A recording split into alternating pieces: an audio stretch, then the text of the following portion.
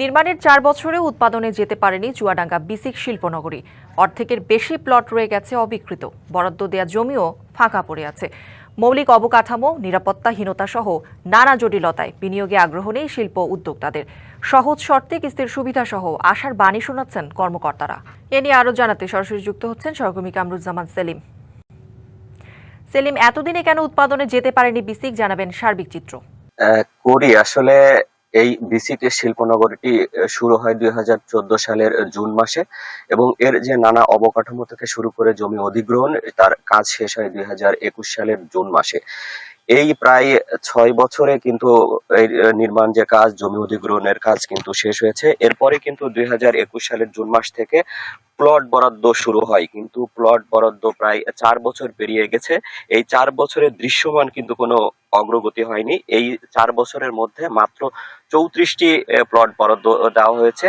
বাকি কিন্তু এখনো রয়েছে 44টি প্লট। আমরা যারা ব্যবসায়ী রয়েছে তাদের সাথে কথা বলেছি, তারা যেটি বলছে, 4 গুণ শক্তিশালী এনজাইম ও অধিক ফেনা সমৃদ্ধ অরিক্স সিলভার ওয়াশ মাত্র 70 টাকায়। এই যে বিসিক শিল্পনগরীটি করা হয়েছে সেটি একেবারে অপরিকল্পিতভাবে। এর যে ড্রেনেজ ব্যবস্থা রয়েছে এবং যে জমি রয়েছে সেটা একেবারে নিচু জমি।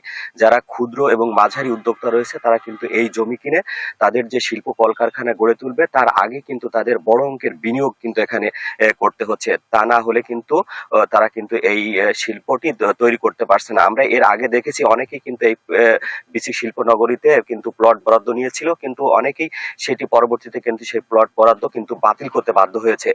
আমরা এখানে যারা কর্তৃপক্ষ রয়েছে তারা যেটি বলছে যে অন্যান্য জেলায় যেসব বিসিক শিল্পনগরী রয়েছে সেগুলোর তুলনায় এটি কিন্তু মোটামুটি ভাবে আসলে প্লট বরাদ্দ চলছে। আগামী কয়েক বছর গেলেই কিন্তু প্লট বরাদ্দর যে ব্যাপারটি রয়েছে সেটি কিন্তু শেষ হয়ে আসবে। এছাড়া কিন্তু আমরা এখানে যেটি দেখেছি, এখন পর্যন্ত প্রায় একটি শিল্প কলকারখানা যেটি উৎপাদনে গেছে এবং বাকিগুলো কিন্তু কবে নাগাদ উৎপাদনে যাবে সেটি কিন্তু এখনো কর্তৃপক্ষ বলতে পারছে না। তো চুয়াডাঙ্গা থেকে বিসিক শিল্পনগরীর এই ছিল আমার কাছে সর্বশেষ। সেলিম, ধন্যবাদ আপনাকে।